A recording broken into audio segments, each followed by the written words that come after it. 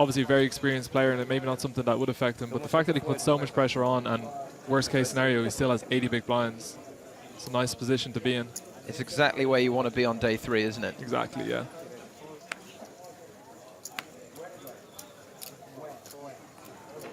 So raise under the gun from Mulder with the Queen 9 of hearts. Round to Filatov in the small blind. Ace 5 of clubs. Yeah, 200 something. Both players playing very similar stacks around the 40 big blind mark. Could certainly see a defend in some capacity, be it a call or a 3-bet. I would imagine more likely a 3-bet, given that he's out of position.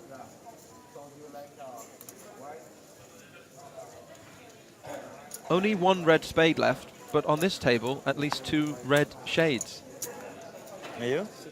Are you going to let him get away with it? I mean, it's not exactly flying the flag for the team, though, is it? The problem is, it's because Joe Stapleton's not on the level today, so I have to fill in with that sort of joke. I'm trying my best, but they're big shoes to fill. 32? I'm not sure anyone out there was missing it, Spraggy, but... Okay, all right, we'll leave it for now. I think if you're Mulder and you get 3-bet from the small blind here, the problem with calling a hand like Queen 9 suited at this stack depth is a lot of his 3-betting range is going to dominate you. But he feels like he's getting the right price, and we are going to see a flop. And he's actually doing okay against the ace-5 of clubs. But like you said, there's a lot of king-queens and ace-queens. Pretty good flop for Filatov, still ahead with ace high, plus he has a straight flush draw. Quick hello to Simon Baker, not the mentalist. Didn't manage to watch yesterday, but I'm here for the whole ride today. Looking forward to a fun stream. GL, Jamie Staples. Flying the flag solo for Team Red Spade. I imagine this is one of those days where we'll mix up the feature table lineups over the course of the 6 levels. There's every chance we'll see Jamie later on. Obviously, we can see that Mulder's probably going to be folding to any bet, but for Filatov, I think he can go pretty small here because there's not a single turn card that he's not able to fire. And if Mulder floats him with hands like ace-10 of hearts, pocket 7s, pocket 8s, he's pretty happy with that because he's not going to be able to take the heat on the turn anyway. It can be somewhat tempting to just bet this board very large so that he can shove the turn, but it's not an issue for you if they defend the weaker parts of their range, and then you can just put all the pressure on, because there's not a single turn that Filatov won't feel happy bet on. Maybe an offsuit king would be the one card that would slow him down. Was an offsuit 5. He improves to a pair. He's a 9-1 favourite here. And likewise, there's an argument that this card would slow him down as well, right? He picks up a little bit of showdown value. He can happily check call, given he improves a lot on the river as well.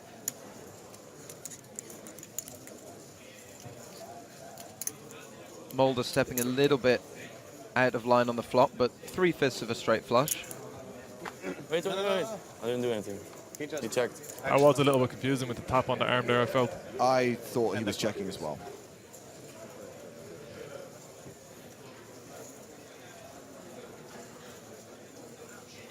And at this point, if you floated the Queen 9 of hearts, it might be time to start thinking about putting in some bets. Obviously, you'd prefer to have turned equity like, you know, a 10 or a jack or a heart.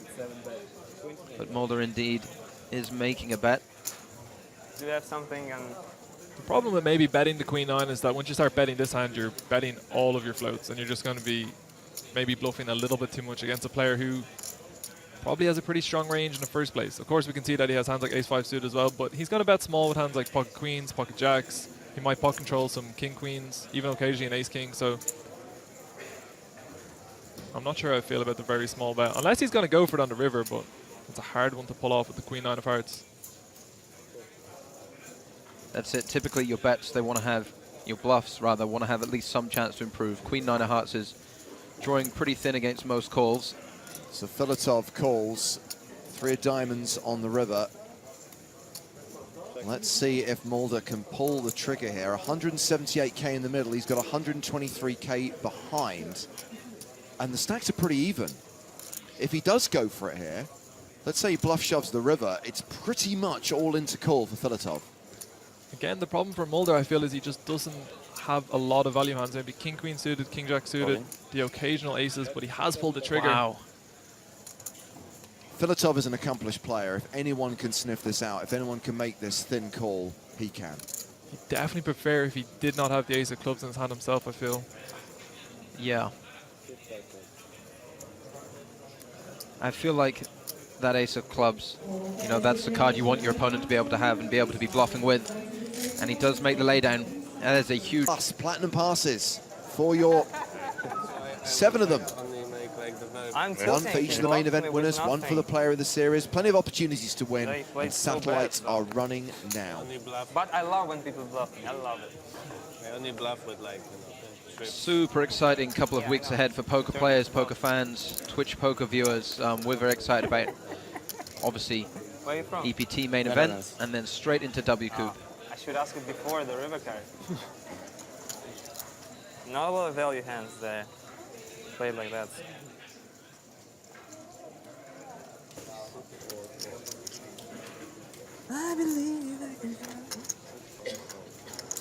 Someone in the chat pointed out that it might have been an information bet with the King 6. The information being that if you get called, you're out of the tournament. And you, where are you from? Russia. Just a quick PSA for the chat and for Twitter. Obviously, we're focused on the like a lot feature of- table. Understandably, we've got the guys on the PokerStars blog and the live updates team on Poker News across the whole event. If you do go there for information, they do not adhere to the 30-minute delay that we have to employ, so you will be exposed to spoilers. All we ask is, please don't share those spoilers. Don't tag them PokerStars TV. Don't post them in the chat. Are you happy? Great, sure. You were at the final game, you mean Croatia or France, the final? France, Croatia. France, Croatia, the final. Huge flop for Mulder here with the 5-4 of diamonds. Pair and a flush draw again. Martirosyan But checking back on the flop, having the raised most pre. expensive team on the World Cup. And with the action checked him on the turn, he makes a delayed C-bet of 8,000. I guess he's just kind of betting for protection somewhat on the turn here. He's never going to make a better hand fold. He's not going to get called by a lot of worse hands. I mean, maybe if he has a pure flush draw or some worse ace highs, he might get looked up. It's also a turn where, you know, quite often we talk about if a player checks, they're going to have showdown value. But this is a turn that Mulder's going to check with a lot of air. Since he's versus a check back on the flop, he expects to get called quite often, right? He does go for a check raise with the 5-4 of diamonds, which is kind of thin in terms of getting value on your hand, because Martirosyan may well still be checking back flop with hands like pocket 6s, 7s, 8s. He does get called by the worst of it though, the ace-9. It'll be interesting now to see if he wants to turn his hand into a bluff or if he's just very happy to take the showdown with the 4, and he was indeed targeting them ace highs with the check raise.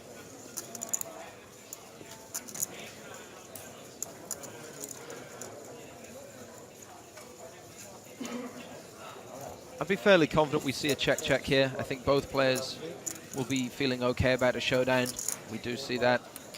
And Mulder's 5-4 will take it. 270. Definitely makes a lot of sense to be doing all the challenges. I'm 100% sure in Monte Carlo that the winner done all the challenges, but I feel like it's almost every time it's someone who completes all the challenges, gets involved every day, starts with the AK, has a huge advantage, and they just, you know, in a much better position. Tomin Bonken, who is the winner of the free roll in Monte Carlo, we spoke to him on the podcast. He said, absolutely, of course I did. In fact, I'm pretty sure that everyone who made the final table had done all 4 challenges.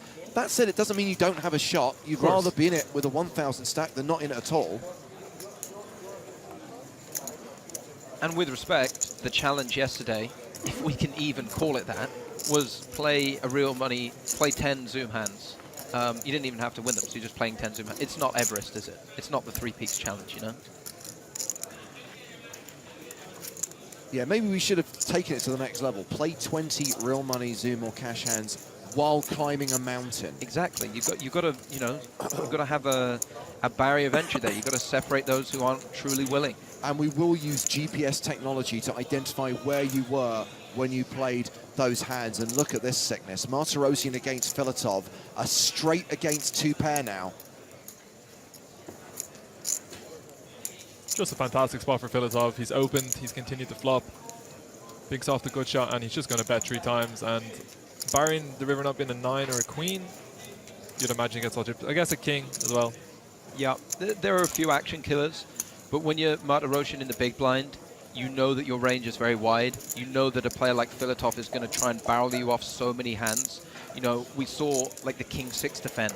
So Martirosyan's going to get here with an 8. He's going to get here with a 10. Filatov's going to fire down a fair amount. Do you reckon he ever decides to protect his hand on the turn, or just this is a board that's going to get fired off, keep the ace-10 in your range? I think given positions and how much he probably needs to call on the turn, he probably wants to keep stronger hands like this in and just risk a safe river. He'll hate that river at the moment, but it's possibly going to save him from having to make a call. Filatov Fuming. equally disgusted because that is going to slow down his action. His hand obviously a little bit harder to detect. Now with 4 to the straight out there, Martirosyan going to make a lot more folds. Of course, he'll still go for a value bet. I'd imagine a smaller sizing. There's 103,000 in the middle. He's gone for 37. Sorry, 30,000. So just under 1/3.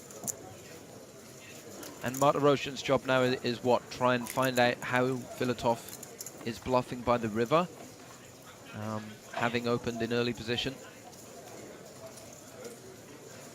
Looks like we might see the first use of the time banks today. Right, so it's 6 time bank cards per day, correct, James? Correct. So yesterday, if they didn't use any, they just turned them back in, and at the start of each day, they're going to get 6 new ones. Will it be the same for the final table? I believe so, yes. Yeah.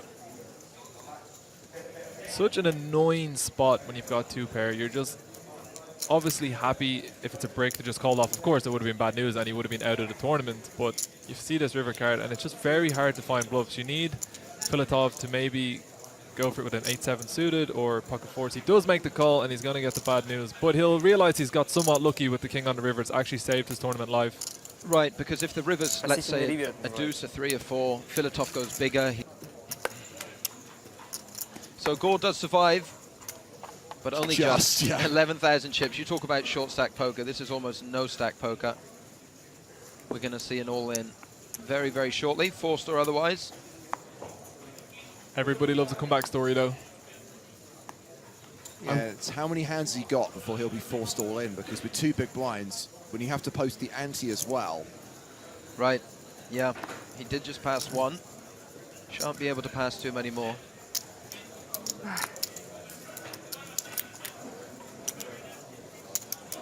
I wonder what the shortest stack recovery ever was in an EPT.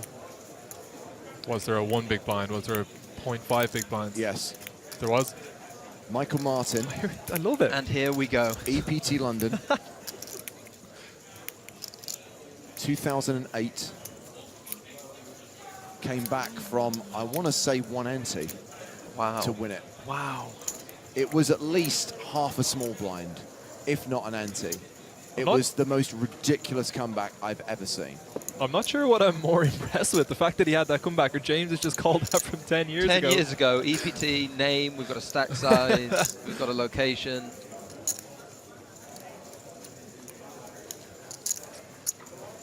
Well, it's that old adage, isn't it? Chip in a chair. You know, whilst you've chipped, you've a chance. John Cena taught me that. Never give up. So we see Demont fold the 8s there after the 3-bet from Panka. Action now back on Martirosyan, who opened with ace-3 and is forced to fold. Sure. Panka going for the 3-bet call, I would imagine. There's no way he's going to put that many chips in. So, I don't think so. Day 3 is a good run, but it's not Scarf Tribute worthy. James, listen, I know we're not playing favourites. We never play favourites here, but I was worried it was my boy, Jimmy Stapler, but he's safe for now. I thought he was going to say he just realised that he was working with the 2 of us. Yeah. And I was like, oh no. I hate moments like this. There's still 3 days after this to call. Finton and Sprague is still here. And worse, you know, Joe Stapleton's lurking around as well. It just all dawned on James where he is, what he's got to do. I just remember how emotionally invested the entire audience was in Scarf Guy last year. Yeah. It became a movement, the hashtag I am Scarf Guy campaign. Yeah, he was a great winner, and as you said, immediately calling out Doug Polk at the end. It was a good moment. I don't know, maybe I fold. I still fold. I guess I still fold. Half an hour.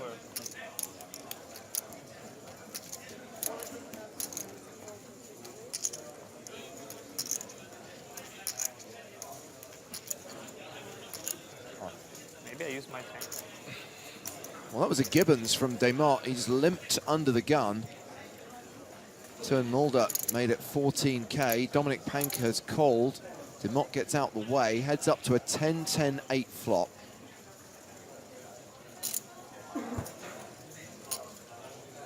Okay, I'm going to ask because I don't get references a lot of the time. I know what a Gibbons is at this point, but where does it come from? Sorry? The Gibbons? The Gibbons. It came from a player, I've forgotten his first name, I think it was Joe Gibbons. It was an event that Joe and I did in America on the now defunct North American Poker Tour, where there was a guy called Joe Gibbons, and his modus operandi was to always limp under the gun, and if there was a raise, he would, on balance, 50% of the time, call that raise. So the Gibbons is a limp under the gun. If you then call a raise, having limped under the gun, that's the double Gibbons.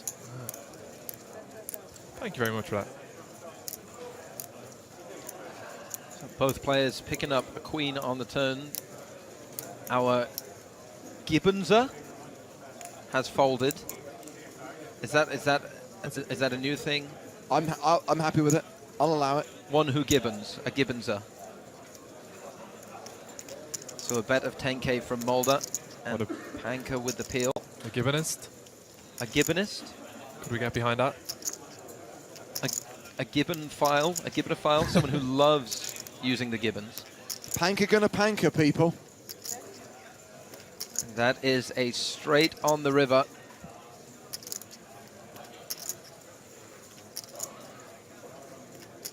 No emotion. A check. Think Mulder bets this? Or just checks it back? Incredibly thin at this point, I think, for the king-queen to look for value. I mean, even the queen-jack beats you at this point. There's very few worse hands that can call. Like even a king-jack that peels turn and improves doesn't really want to find a call. But he does go for it, 30,000. And quite large too, half pot. And Panker pretty quickly calls. No sense in raising on that board. Panker wins another pot, still playing more than 150 big blinds. Epi Pantaleo on the button with Jack-8 offsuit.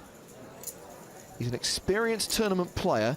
Says he plays cash as well, but says he's quite bad in ring games.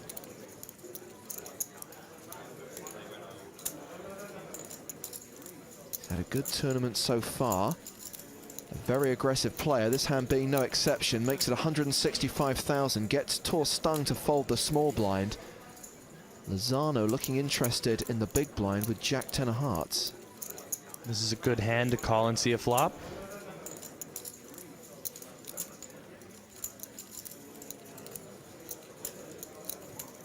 So two big stacks go to the flop.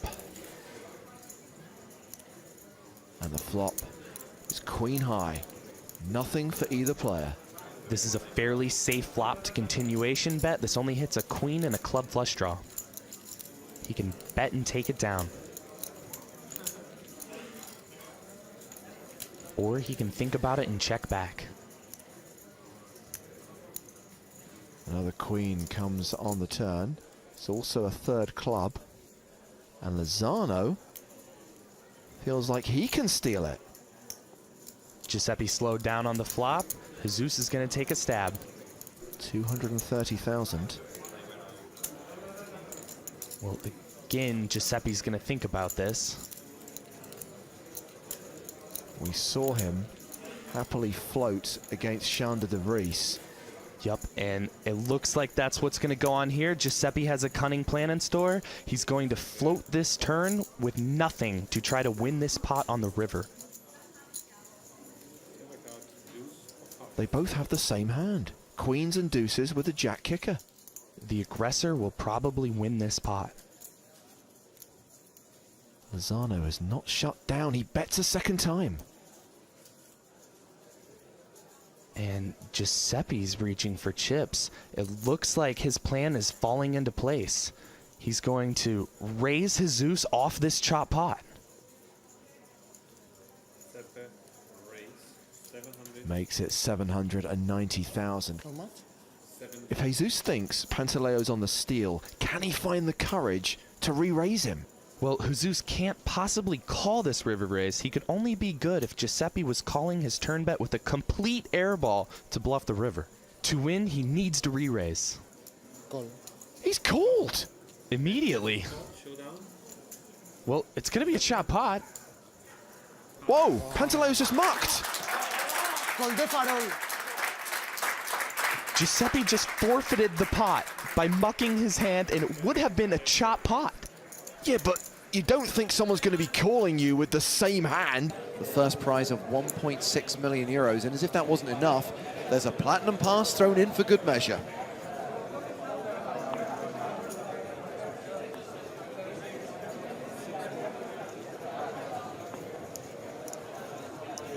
Ace-Jack suited for Tuan Mulder, starts the hand with just shy of 30 big blinds.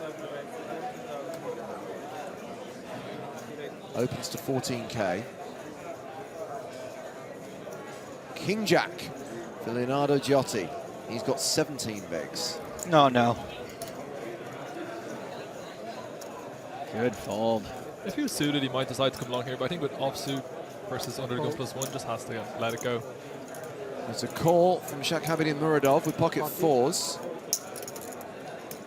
For TV or just? We'll see.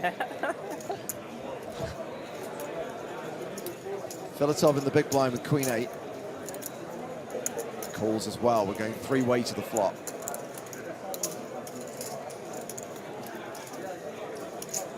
Mulder with the betting lead.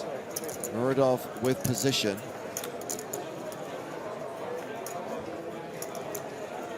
Filatov with the best hand for now, top pair. Nut flush draw for Mulder. I guess he deserves this one with what happened with Ace-Jack last time, but again, whatever happened to the best hand winning? Go on, Muradov, splash around a little bit for TV.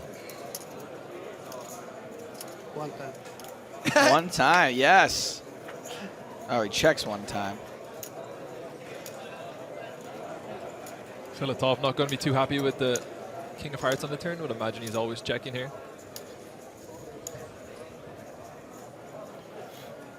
By the way, I don't recommend using your one time in poker for a situation where you check. Yeah, I mean, that's an easy one. Save the one time. He has now wasted that one time. He may really need that one time at some point in this event, and he's used it now.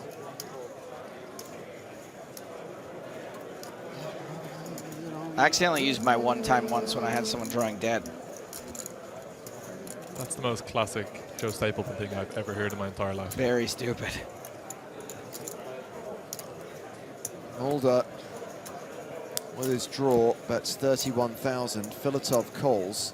These players do have a little bit of history. At this point, Filatov knows that Mulder bluffed him in an earlier pot. So Mulder had straight and flush draws, but it's the ace that gets there on the river. It's good enough. Filatov has checked. I wouldn't be surprised to see Mulder check this hand. Hard to get value from worse at this point.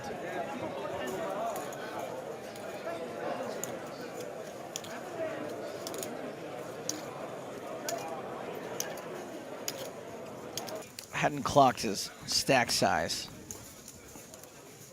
I only saw that he had the third best hand out of 3.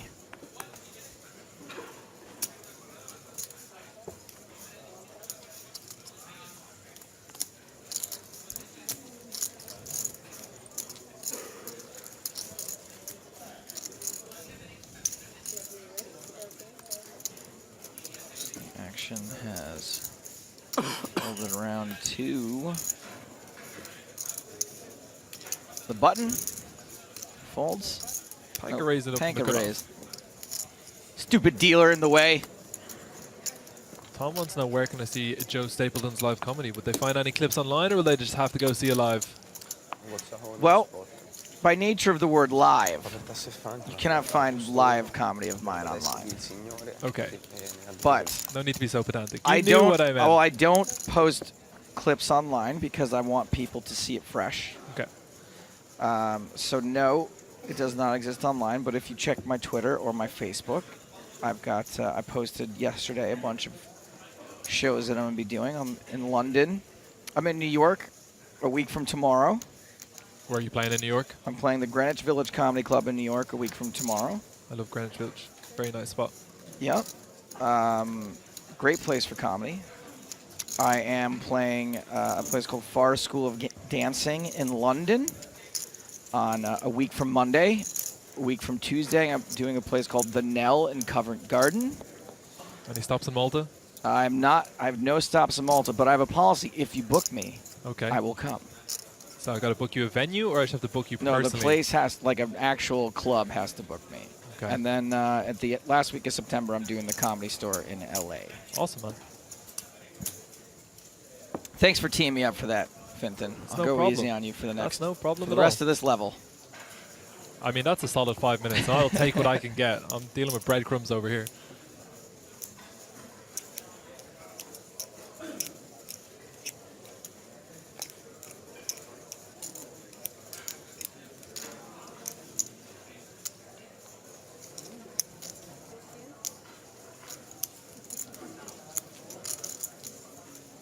Come on, Dominic, bluff the pants off this guy.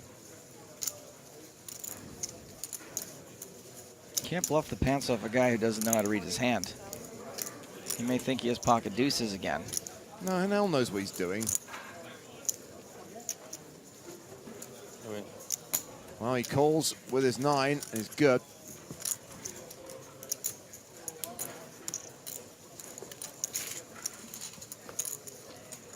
Kim calling him Finton foot. First hand? Which is, it's horrendous. But I don't know, handy, it never, I never love really a caught good on. handy.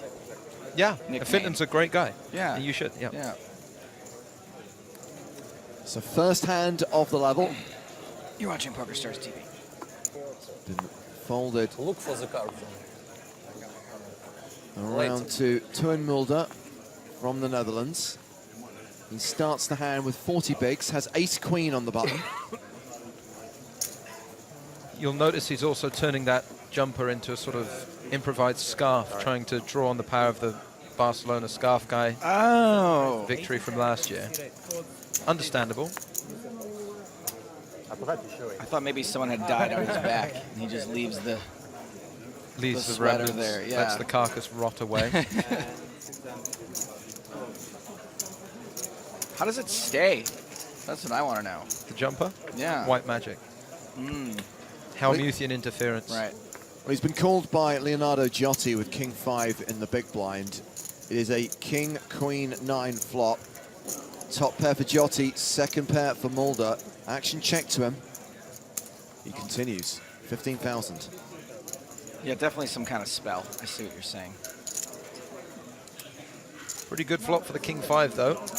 Although certainly a board that on certain runouts his hand can fade away pretty quickly. Speaking of which, an ace on the turn improves Mulder to 2 pair. Wow. Giotti checks a second time. And I can't imagine there'll be any slowing down from Mulder now.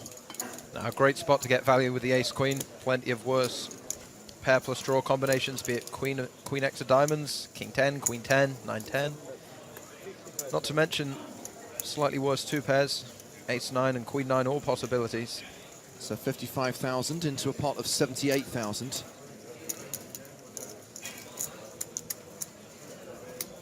Giotti got to be feeling pretty rough about his hand. Although there are still going to be some barrels, maybe a 10-8, something like 6-7 of diamonds, firing again versus big blind.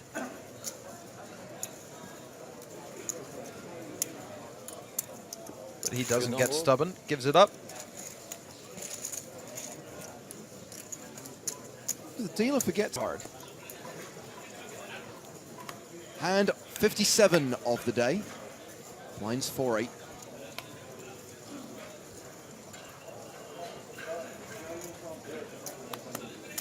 Five deuce. We see the Perez get folded there. King 10 for Hanel.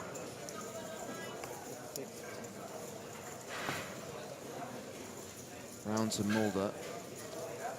Let's go the Queen 9. Pollock has already passed. 8-7 for Leonardo Giotti. Now, Shak Habibin Muradov with Jack 6. So round to the blinds. Dominic Panker has ace, king of diamonds. No from him. Powerful hand in the small blind. Be interesting to see whether he opts for a limp raise or whether he just comes out for the open. Looks like he is going to make the raise into the big blind to 22,000. So this is just shy of a 3x open with blinds at 4,000, 8,000. Definitely want to go a little bit bigger here with your raises, being out of position to the big blind. The big blind that has a decision, it seems. Jean de Mott. Been a bit of a pre-flop thinker, post-flop thinker, likes to take a moment. But certainly looks like he has something to continue with.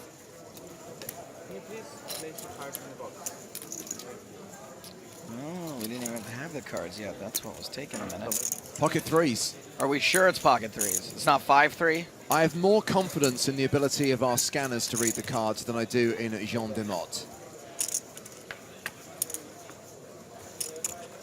6-4-4, threes holding.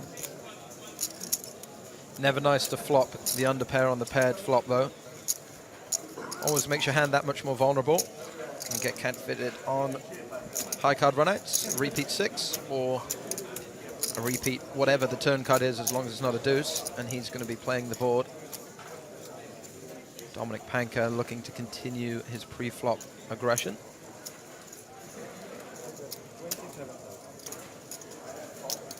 I'd expect him to peel off one though. All in. Or Well, there they go. all in? Which is going to work at, well, maybe. The thing is, it doesn't really make sense to jam too many hands here because you'd imagine he doesn't want to push all in with a hand like 3s or 6s, or a 6 if you're Dominic Panker. So maybe, you know, in a forward slow play the flop, look to just call and trap. So maybe Panker puts him on hand like 5-7, 7-8. Even so, very difficult to call off with ace-king because your equity against 7-8 or 5-3 isn't that great. And if your opponent is ever playing a pair like this, then you're in even more trouble. Feels a lot like a pair that you want to protect to me. A 6. Deuces, 3s, 5s.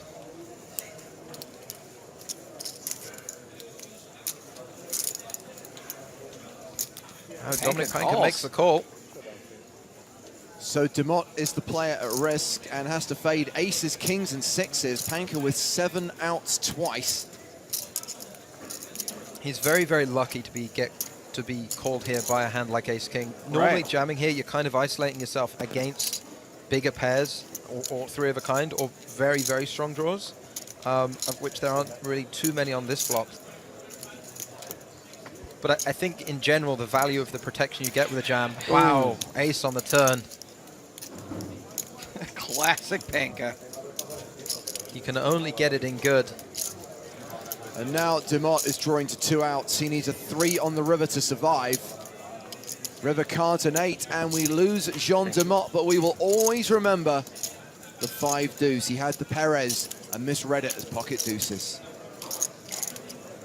A 30k package, the PSPC, could be yours. The more challenges you complete, the more chips you will get in the free roll. If you complete all 4 challenges, a stack of 8,000 will be yours. How was Monaco yesterday, Joe? I assume you drove over to complete your day 1 challenge. I didn't make it. No? Sorry to hear that.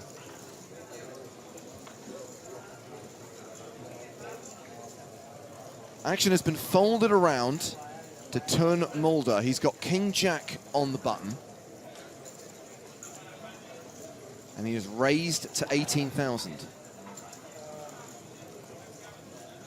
Pollock's folded the small blind. Ace-King in the big for Giotti.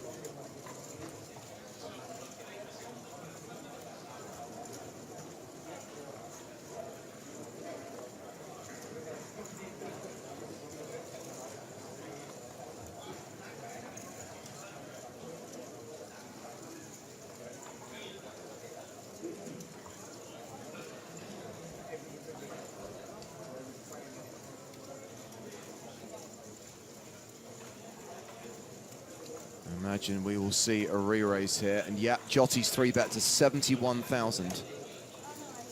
Fairly sizable as well. Closing in on 4 times the raise from the button. And Mulder unsuited, but does have position. I mean, the stacks are a little too big to get it in, right? But in position. Certainly. 43 big blinds, I think you're looking at a very optimistic decision to 4-bet here. You're typically going to see more re-raises from the small blind than you are the big blind. But King-Jack on the button is a very reasonable call. And take it into the streets. There is the call.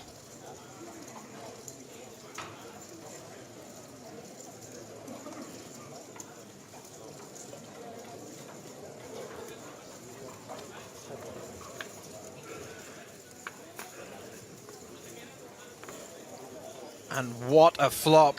Mulder connects with a straight, and Giotti makes top pair and a gut shot straight draw. Wow, and 2 pretty even stacks here. Giotti would be the player at risk if all the chips go in here.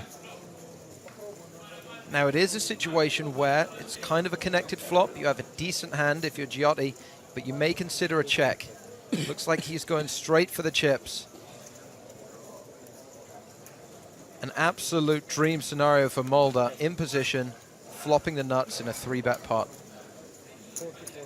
Giotti had the pre-flop betting lead. He continues 44K into 154K.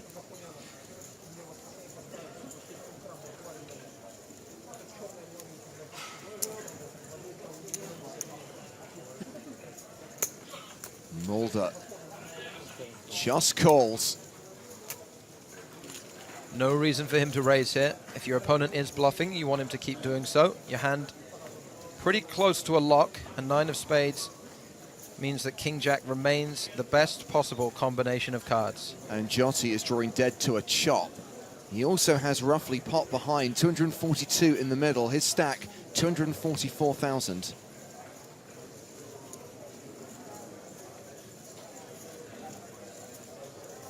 Might be a situation where he's looking for value from hands like Ace-Jack, Queen-X of spades. If his opponent's got King-Queen of spades, Queen-Jack of spades, he has a lot of outs.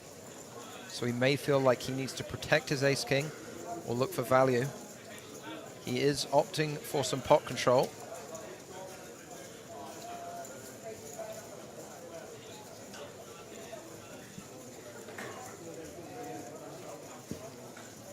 And Mulder decides to get a little trappy on the turn, checks behind. Decided he wasn't worried about spades. River is a spade.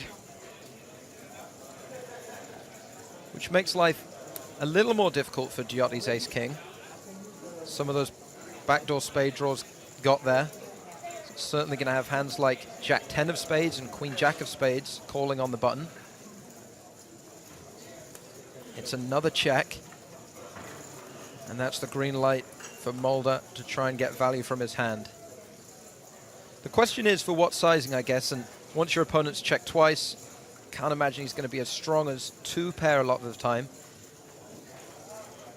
But at the same time, if he does have an ace and has checked it twice, it's very hard for him to want to fold it. I think I just opt for the polarizing bet here, and you can get called by a pretty wide range. Doesn't even have to be as strong as Ace-King. All in. It's exactly what he does. All the chips in the middle. And what a really tough spot, because you have checked twice. Your hand is somewhat underrepresented. A lot of your better hands probably don't check twice, and if it's the strongest hand you get to the river with, it's really hard to lay it down. I do think you have to ultimately go back to the fact that you got called pre-flop when you 3-bet, and there's a lot of hands that's going to connect with hands that don't want to get it in pre-flop, that will want to see one in position. Right, so to want to call here, he needs to find hands that could conceivably bluff. And I think it would be reasonable with a hand like Queen-Jack or Jack-10 with one spade to turn it into a bluff. If you realize that you're behind a decent amount of the time, But Jack 10 with the Jack of Spades is a nice bluff because you block some nutted stuff, you block some 2 pairs, you block some nutted backdoors that might try and trap you. I don't think there are a ton of hands you can find, though. It's like Queen Jack, Jack 10. I mean, do some pairs turn into pure bluffs here, like 7s and 8s? It's so hard because they're so unlikely to call the flop, right? Call on the flop, Yeah. right? Yeah. So Mulder Yeah, I doesn't just really don't- have 7s or 8s to be bluffing with. That's a call. He calls all in. And he's out. They'll verify the stacks, but we think that Mulder has Jotty covered. He has just been eliminated from the EPT Barcelona main event. Everyone that Mulder comes into contact with gets abducted.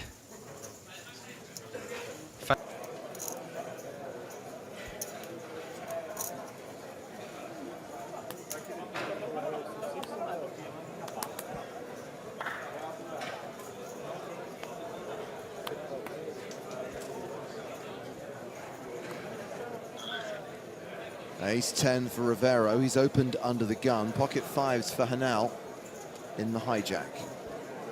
What do you think? We got time for a game? After this hand. 25 big blinds for Hanel. Really awkward stack because versus an under the gun open, it's kind of a little bit of an optimistic shove, maybe. He knows nothing about Rivero, we assume, having just sat down. Is he really deep enough to want to take flops? The smaller your pair, the worse its playability unless you make a set.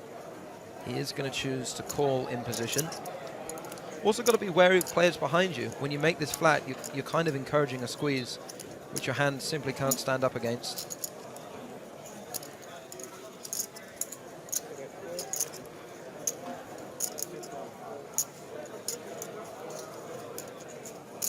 Harlequin as well with the Queen Jack of clubs on the button. And Panker calls out of the big blind with 10-6 off. We are going full way to the flop. Just very quickly, Stephen tweeted asking about the scanner that reads the cards. If anyone is new to our coverage, we don't have whole card cameras. These cards have RFID technology, little computer chips in them, which identifies each card. And yes, there are scanners under the boxes in front of each player, which then read those cards and relay the information to the graphics system.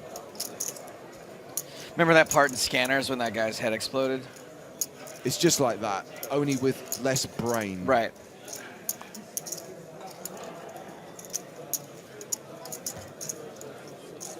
Rivero, top pair and a flush draw.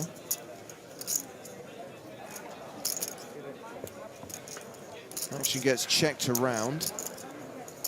Joe, I haven't seen scanners. Don't tell anybody though. It's okay. All right. It's not Just very between good you and and it I. doesn't hold up.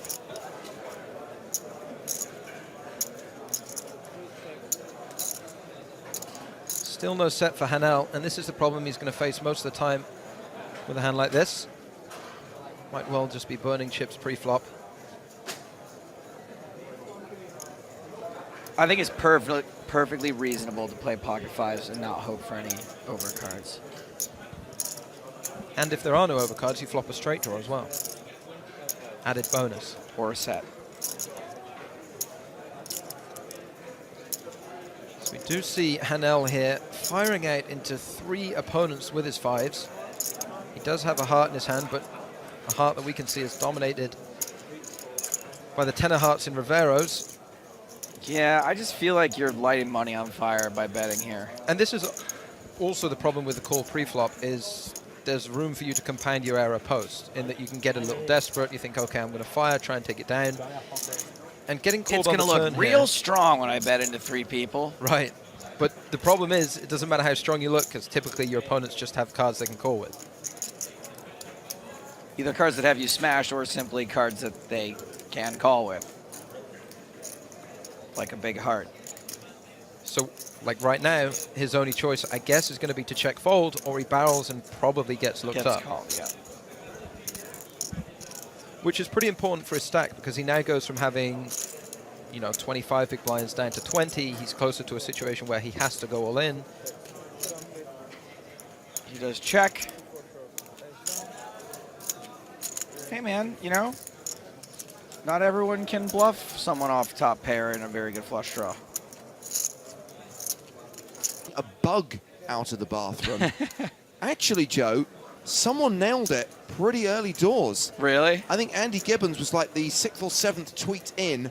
Joe was ironing/steaming a shirt. That is absolutely correct. I left the shower on for so long to steam my suit, which I brought here wrinkled, in a wrinkled state, and I needed to wear it immediately. So I was steaming my suit, and I left the shower on for so long that it rusted the door hinge right off.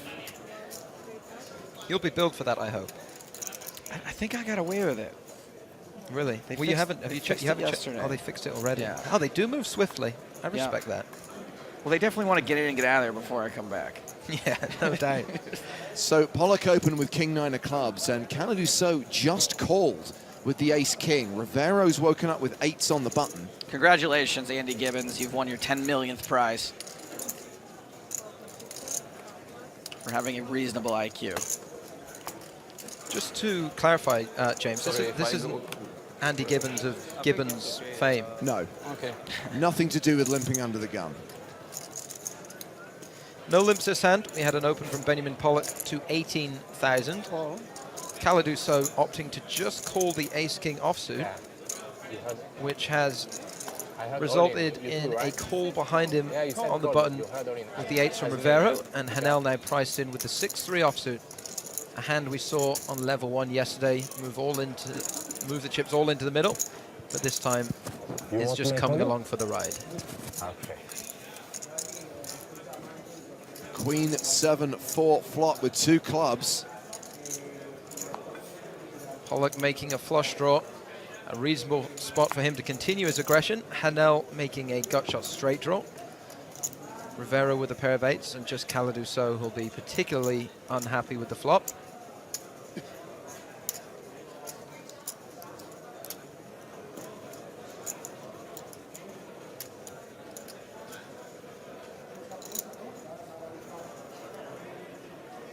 And yet it is Caladuso who's the player reaching for chips.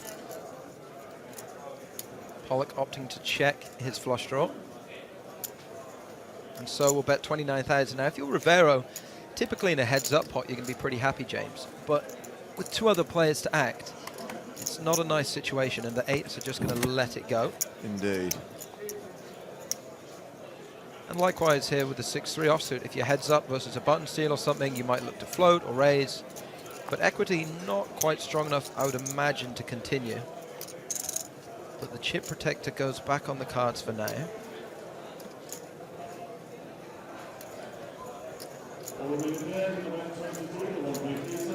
But eventually they're into the muck, Flush draws are so exciting. aren't they just? I love a flush draw. It's weird how high the flush is ranked, considering like once you flop the draw, it's not that hard to hit them.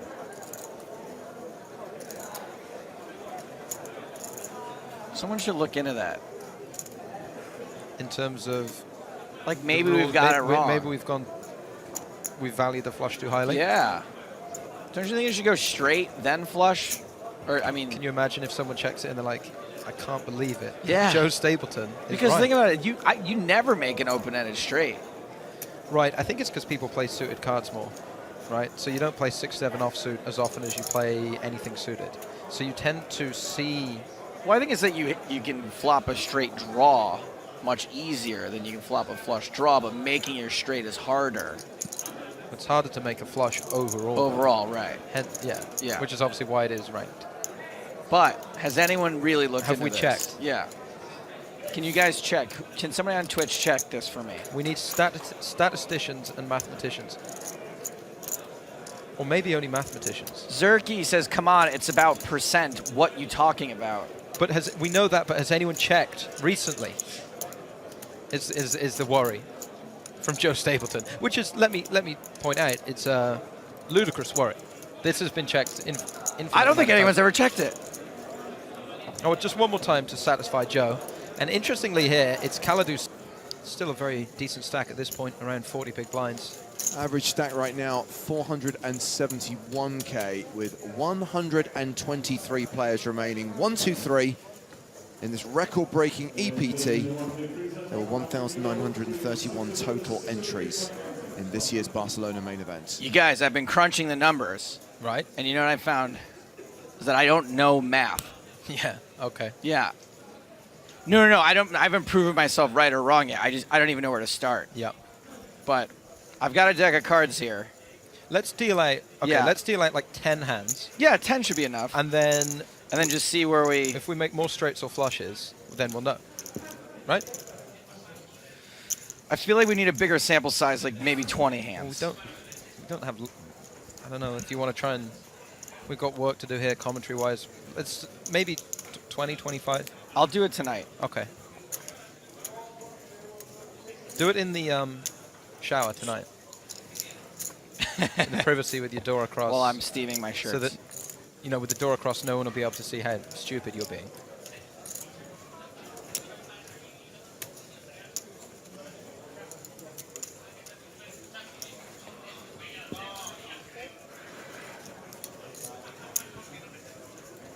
Brutal. 2 pairs for Mulder at the river. Check Tupanka, who has a pair of 9s. This has been checked down to the river. It's a very, very trappy check by Mulder at this point. And Dominic Panka, I would imagine, is now going to look for value with his 9 with a very decent kicker versus the big blind. And I would be shocked, I say shocked, if we don't see a check raise. Got my cattle prod ready.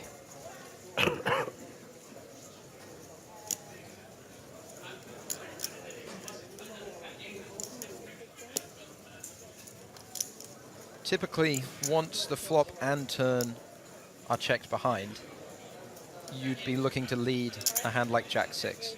It's a spot where you want to bluff a fair amount, try and get your opponent to fold some ace highs. It's also a spot where your opponent's going to have a lot of weak showdown value that once they've checked back twice, you're looking to get value from yourself. So we could see Dominic Panka get very, very suspicious to the check raise at the river. Like, would a strong value hand not facing 2 checks now just look to lead out itself? Sounds like Mulder wins this pot.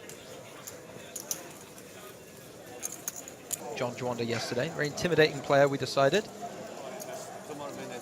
Glad to see him still in the field. Former EPT winner, John Juanda. Yes, sorry. Yes. I didn't realize there was a question mark at the end of that. I tend to, when I'm in your company, James, and we're talking about former EPT champions and former EPT results, I always end with a question mark, just in case. That's smart. And you can never really be wrong. Exactly. Because I know James is going to make the save as well, but like, you know, actually it was this year, 10 years ago, when this guy had 13 big blinds, when we were 400 players out, and he doubled up with 6-7, went on to win it. I'm pretty sure it was the Joanda year. Here we go. When Denis Shafikov, who Jamie's currently having problems against, was at the final table. And Denis Shafikov had like this monster chip lead and just, I don't mean to sound rude, but just kind of blew it. I'm quiet because I'm thinking. We've warned you about that before, haven't we? It's just right. Can you see the smoke coming out of my ears? Joe's overheating again, if anyone in production can hear me. 7, 8, 9, 10. Club. Rivero has got the Perez, 5 deuce. Very surprised to not see him all in pre-flop here. Would be the more traditional play. Maybe trapping. Particularly disinterested on the turn. He does have a gut shot straight draw to the 6, but it's not much fun. So Panka betting 24,000. How you play the Perez here is you blast off. You don't fold it, Rivero. Tight fold. And we're going to be heading into the break with one. It was like 200. Why I say 190? Why I say 200? Why I say 200? It was 190. Yeah, he was not too comfortable. Some good bants happening between Mustafa Kanat and John Juanda. But it's Yuri Horak who's going to open under the gun. Ace 10 suited. Makes it 23,000. Actions folded to Jawanda, who also folds. Rui Ferreira, Randy's favorite player at this table. Okay, I just learned something about myself. Yep. Ace King You suited didn't know in that. small blind. Ferreira did fold, and yes, it is Julian Sitbon. Bon c'est bon. Bon bon c'est bon bon. Looks like he just slow played in the Ooh. small blind. Under wrapping from the small blind. But you know he's got something. He's got something when he calls out a small blind, and we still have the big blind to... Oh, no, we do not. The big blind is folded.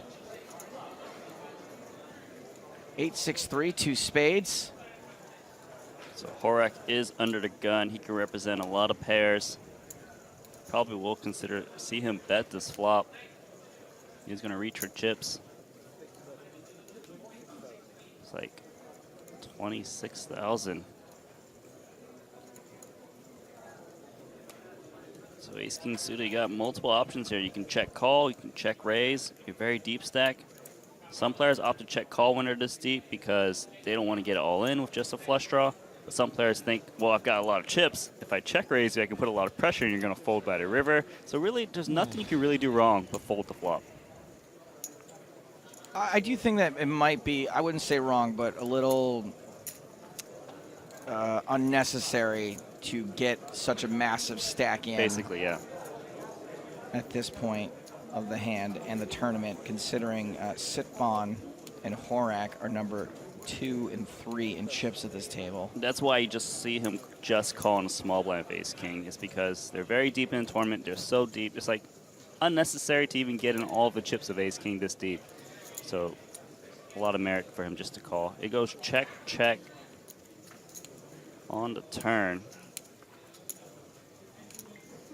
This river card is a king. Sitbon hits top pair, top kicker. We'll see if he decides to bet to try to represent a missed flush draw, or does he think it's better to check and try to get his opponent to represent Ace King himself. Given that his opponent raised from under the gun, he might very well try to represent Ace King because Ace King will always raise in this position. But he's going to just reach for chips. Bet this one himself. Thinks he can represent a hand like 10 Jack suited, Queen 9 suited. 73. 73.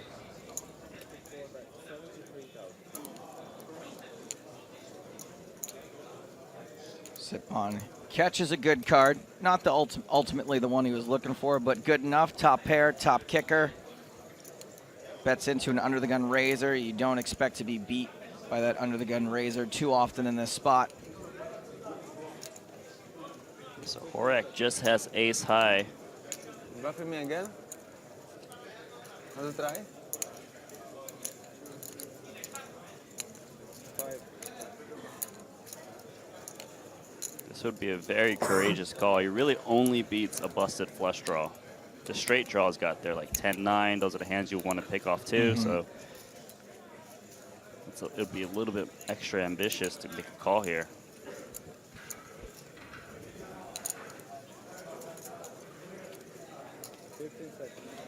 Horak might be thinking, why didn't you check the king to me? The king usually hits me from under the gun. So he's wondering, why is he betting out? He makes the call. Horak hero calls with ace-10. He's probably what he was expecting to see. I don't know. I mean, you're definitely not confident when you...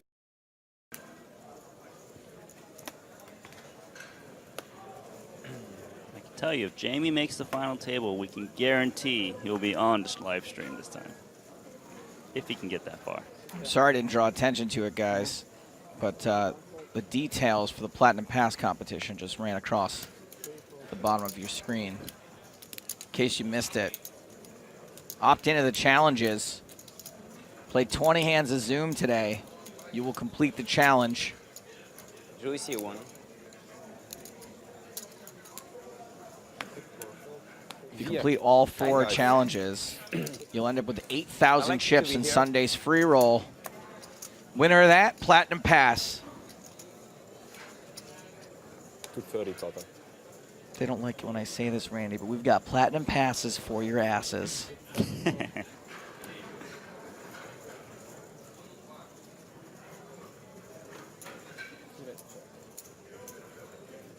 like we're going to have a blind on blind here.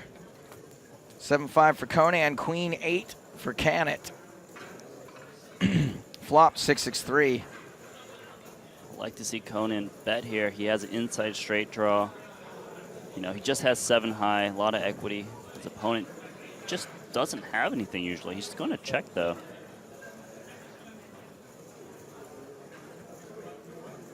Canet's going to try to show down to queen high right now. Turn card is an ace.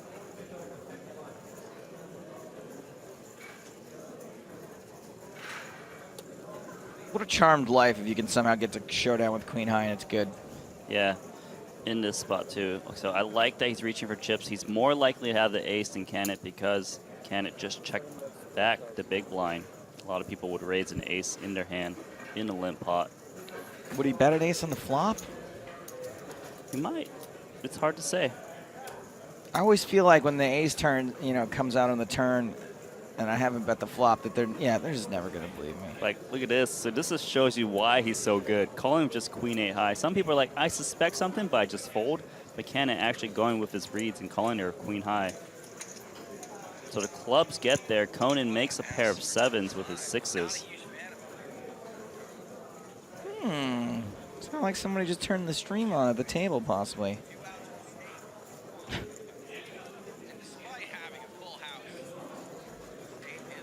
You're not allowed to watch the stream at the featured table, guys.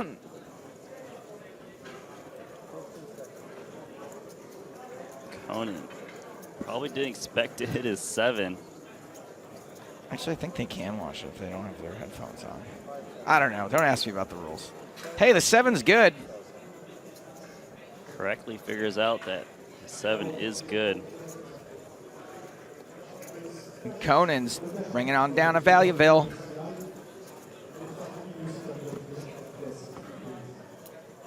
Like, you need to have some big imagination to think your queen 8 is going to be good here.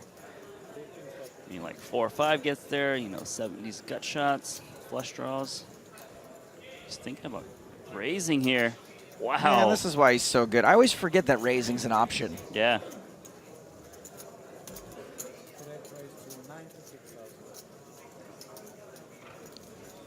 It's a big raise.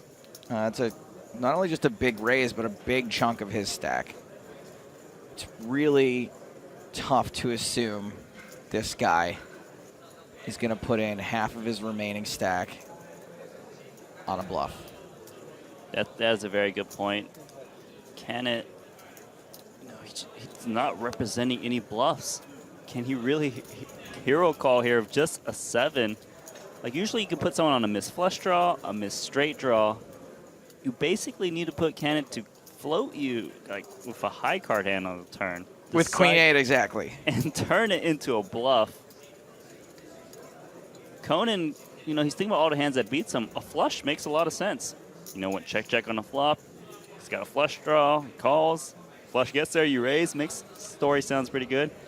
Canet could have a hand like 6-3, check back the flop, call, turn bet, makes a lot of sense. Did he call? Wow. Nice call, buddy. You love that movie, Conan. That is an amazing call. Fantastic. I am stunned right now. Like, just look at his hand. It's ridiculous.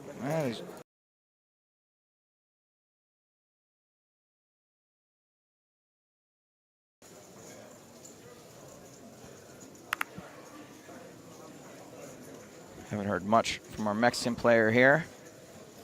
Josafat Cruz, he folds.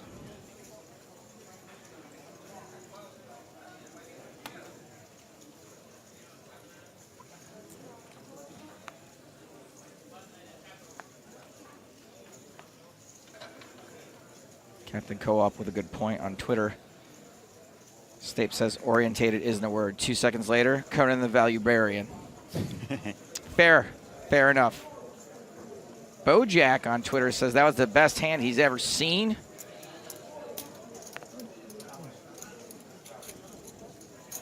Good one. Do like 1.3 or something? A bit less. A bit less. Thank you. McKellen is not impressed by Conan. Says he'd be thinking, I just want to see a flop in position, play passive, then raise thin for value on the river. Please, weak player.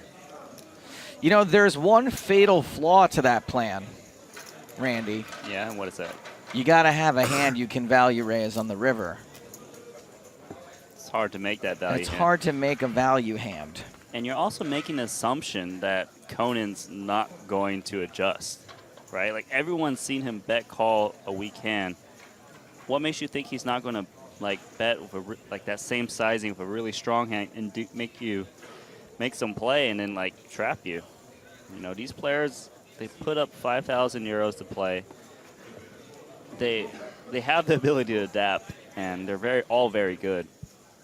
I do love the confidence of poker players like this fella here who said that, assumes that if a guy does every single thing correct in one particular hand, that it was a fluke. Yeah. And that he's going to make the same exact plays, as you said, not adjust in other hands. Whereas I would assume, wow, he did everything right that hand. He's probably going to do everything right in other hands as well. Yeah, it's just the way you think about it. You know, like, if you disrespect your opponents and just, like, underestimate them, you're going to lose chips and spots. You're not going to expect it. And, you know, you just need to understand your opponents are good players and, you know, try to find the counter strategies that'll help you make your way to the final table. Ferreira keeps on trucking, now up to 1.2 million. Jersey. Yeah, it really is a no-brainer to do as many challenges as you can because you maximize your chance to win that Platinum Pass.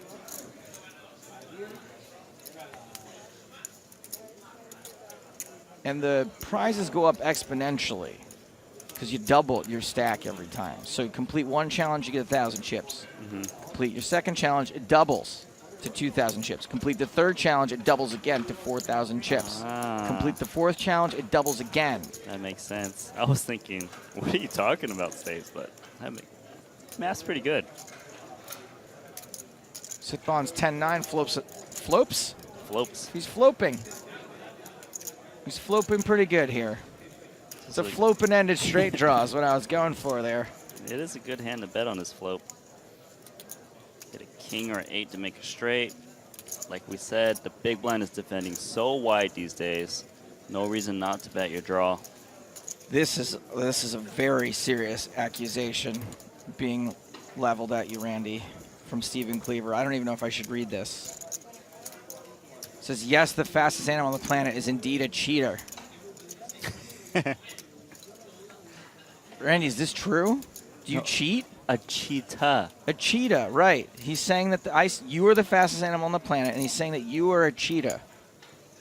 Yeah, a cheetah. How do you even cheat? Like, when you did that fastest thing challenge, everyone was watching you. You just got to run really fast. I don't know, Steven. I don't know about this. You know, Randy's my friend. And I'm going to need some evidence before I can really... you know what? I shouldn't even read that. So Horak check raises are just 10-4. He has nothing. Just a backdoor flush draw and backdoor straight draw. You know, he just thinks his opponent would just put in a little bit of chips, try and take down a flop of anything. Now that your opponent calls, I'm not too sure what you're hoping for. You really have like no equity. So Horak probably looking for a club. Turn card is an 8, makes a straight for Sitbon.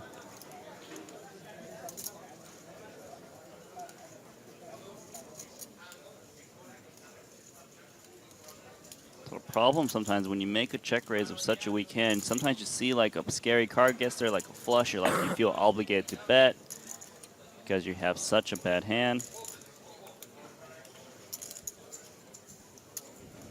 So Horak is going to reach for chips on a really big bluff here. Well, not only is it a really big bluff, but a bluff into the near nuts. Isn't this always the way, right? You're like, you know what? I never bluff. You know what? I got some credibility. I got some image. This bluff's super credible. I could have a flush. I could have a... Oh, wait, no. Bluffing into the straight. Yeah, I mean, a lot of people actually do this, and I'll say I probably do this occasionally too. It's just like you make a check raise, or you make a play, or you float something, you just don't have anything, and then you just like try to force your way into trying to win the pot, and it's just going to cost you so many chips. So Sipon calls again. And you start to get really creative, you know. You might be thinking Sipon's got like king, queen with 1 diamond. Maybe he can like blast off on the river. Card is a 5. That might slow him down, thinking that maybe his opponent was slow playing, you know, like a set possibly. Then again, he might be thinking, I can represent even more hands. I can represent a straight, I can represent a flush, I can represent a full house. I mean, I've just got 10-4 high. I don't want to show this down. He's already committed a lot of chips in here. Yeah, this is dicey. So he does give it up wisely. Well, he made one good move in the hand. Yeah. I don't blame Sitbon for just checking that one back. It just seems like it's too hard to get value from anything. Usually your opponent has a big... 12 minutes to go on the level. Then we're going to have a dinner break.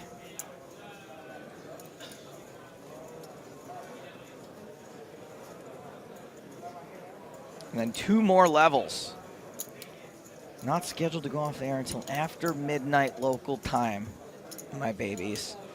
Got a big field to get through here in Barcelona.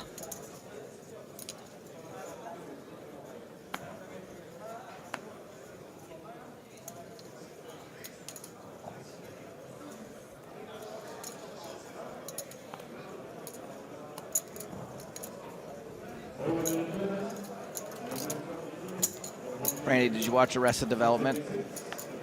Nope, never seen one episode. Cool. Cool story, bro. Great. Funny too. Well, Sally Sitbon was one of the characters.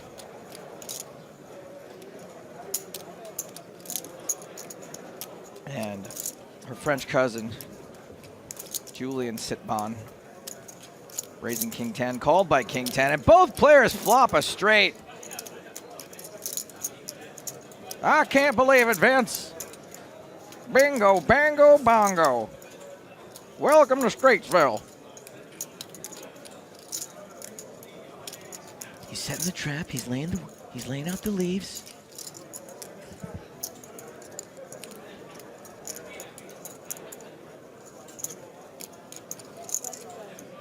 So he's just gonna bet 20,000 here.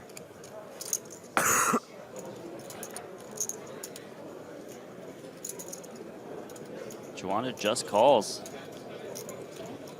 Playing the trap, 25,000. DFX Poker Live says everyone loves a chop pot. Everyone loves a chop pot. Everyone loves a chop pot. But wait, someone could fold. That's true.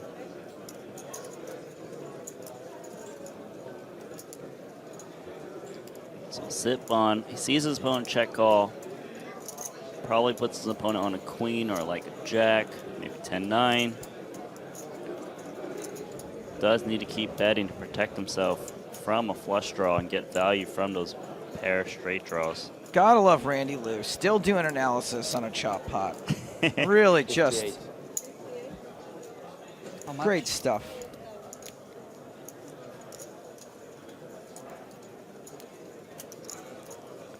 So here's a question. Does Juwanda start raising now? The deuce is such a blank.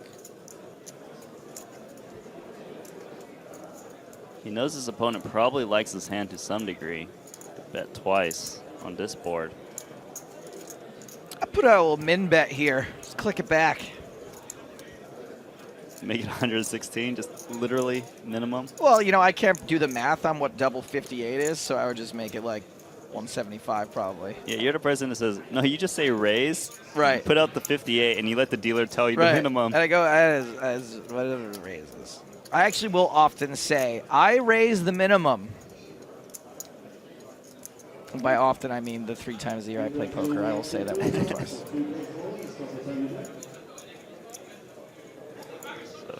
He is just going to call here. He thinks that if he raises, it just looks too strong. Hey, Waito. Waito, come on. So both players flop the nuts. They remain the nuts. There's no way someone's going to fold unless they mistrap their hand. Right. Orc Prizzle says, who raises the minimum? Go home, announce you're drunk. Am I drunk? Did you mean you are drunk? Did you mean YOU''RE? Who do you think is more excited with this river card right now? Like, who's like, how do I get the most value? 193. Like, how excited is Juanda? He's gonna like, I'm all in. The other guy's gonna be like, are you for real? Yes, I call.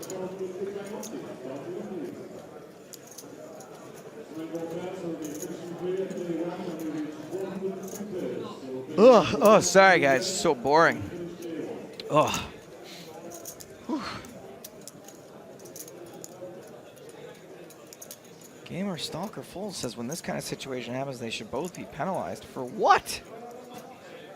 I'm gonna say this. Sipon definitely wins this pot. The reason is he used less time bank cards. Oh, so you think that like your equity in the pot should go down? Yeah. Based on how much time you spend.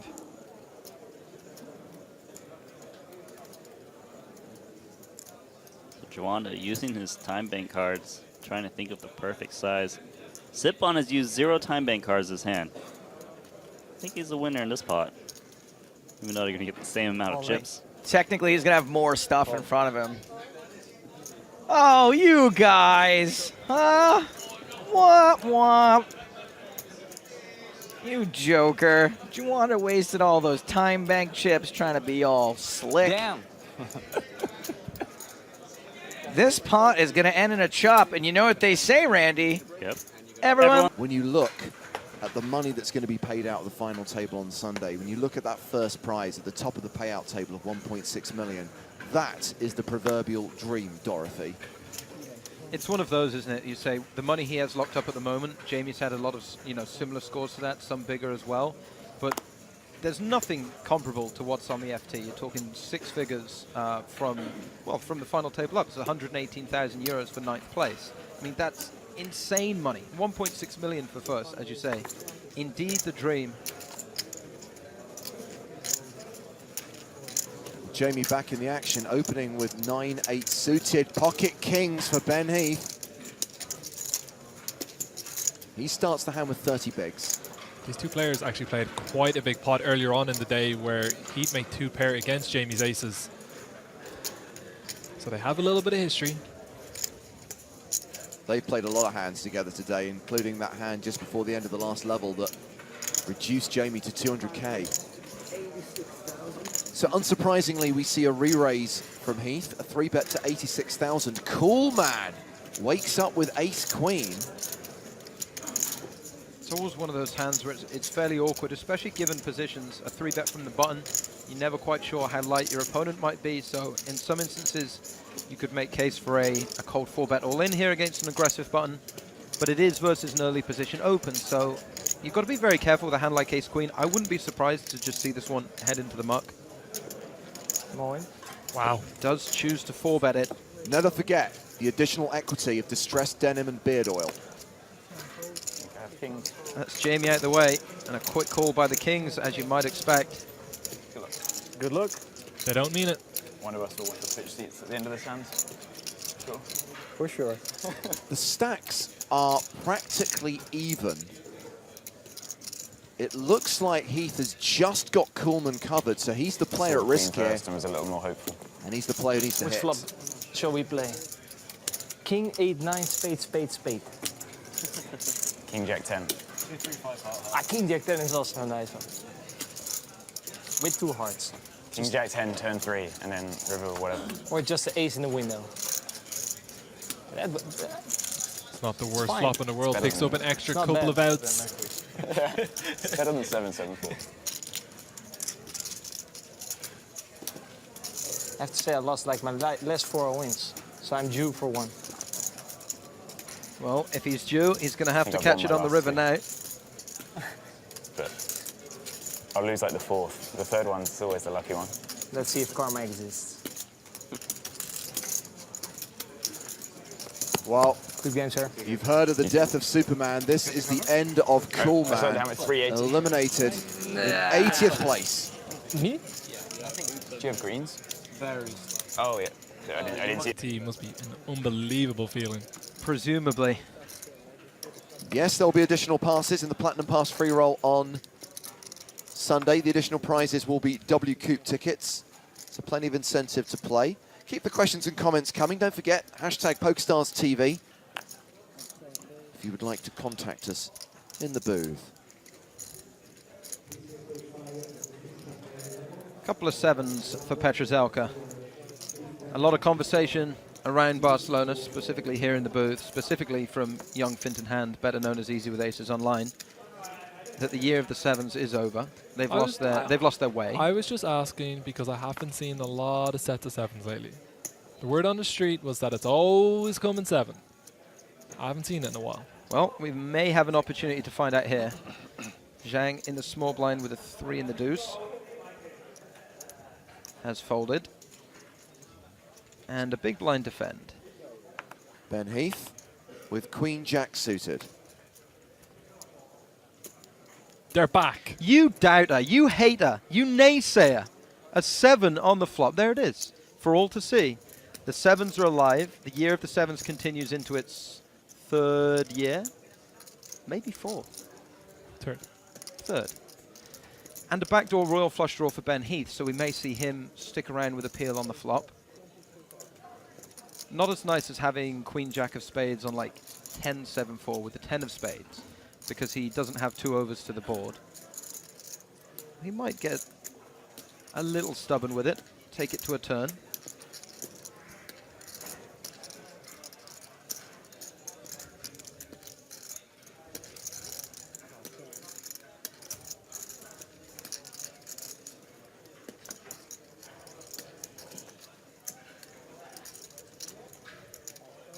So Ben Heath check called flop for 23k, does not improve on the turn, checks a second time.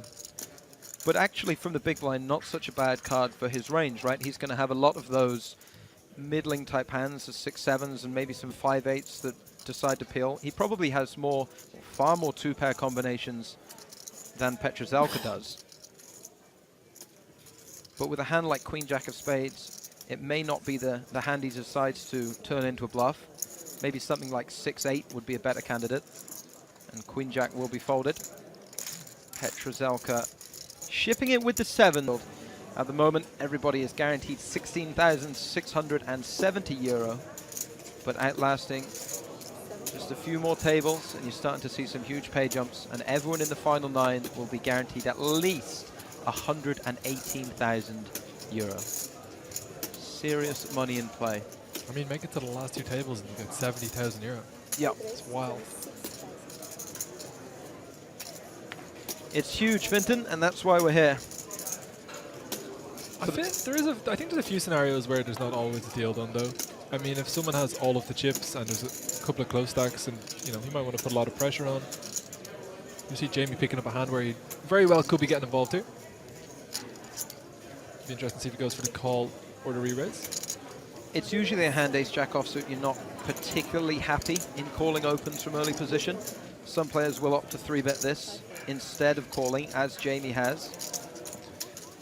Yeah, I completely agree, but Petrozelka's been pretty active the last few orbits, so flatting this hand, playing it in position, keeping his dominated ace-x hands and jack-x hands in, I don't think it's the worst. They're only playing 8-handed as well, but I certainly like it as a 3-bet as well. But I wouldn't hate seeing a flat call either. So, because Petrozelka's opening wider, you dominate a little bit more of his range, a call becomes more okay? In my opinion, I wouldn't hate to see it, as long as he's not folding. We are going to the streets.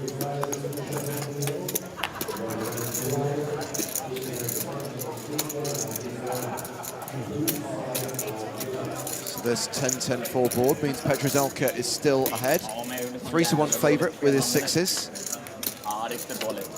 It's going to be a pretty good card for Jamie's perceived range.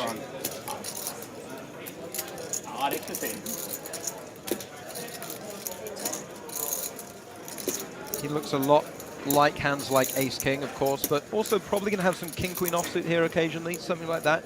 Although a little bit more likely to bet his King-Highs on the flop. But still, you'd imagine has them from time to time. As well as some flush draws, even some, Ace-High flush draws that might check back a flop. Certainly a bad card for Petrozelka in general.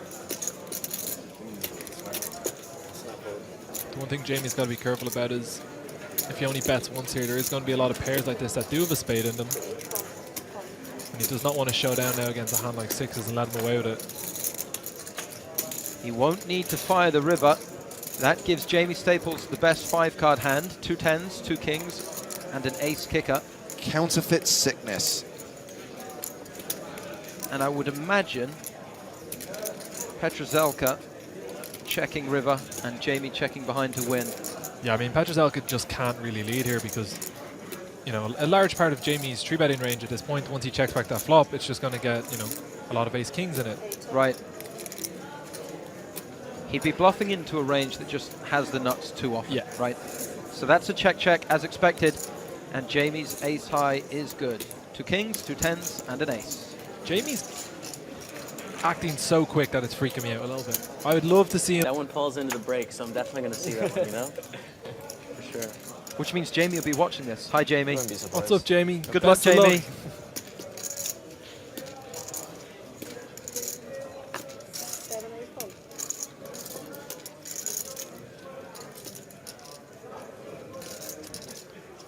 He's back. Bucket hat. Bucket hat.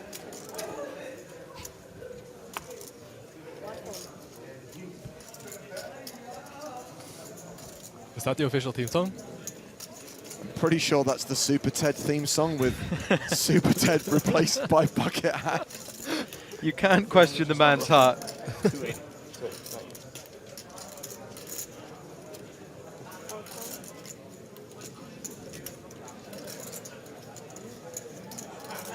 So a raise from Super Ted, a call with the 2-8s in the cutoff.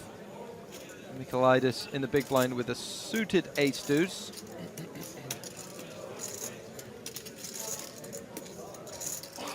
Three bet or call, Finton? On average, I'm definitely going to lean towards call. And lo and behold, Jamie has just popped up in the chat. I need energy, Twitch chat. It's our time. The move. Michaelides pairing his ace. It's all about the gut shot for Bucket Hat. Just make sure you're framed from spoilers, Mr. Staples. Thank you very much. Can we ban Jamie Staples from this chat? Is that a bit much? Is that excessive?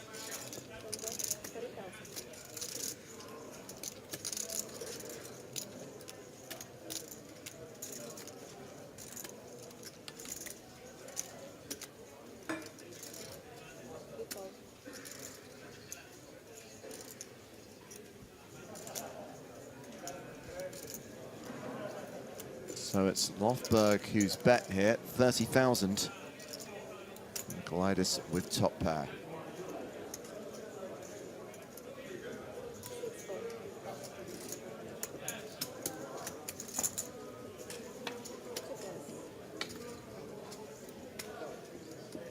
And now he has a flush draw to go with a straight draw.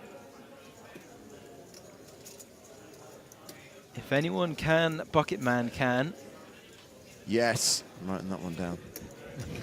That's executive producer for sure now.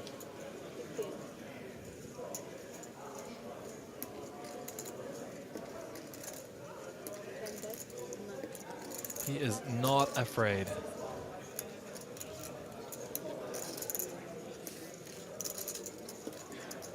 It's quite interesting that Lofberg elects to bet this turn. It's probably a turn that he wants to be doing a whole lot of checking on.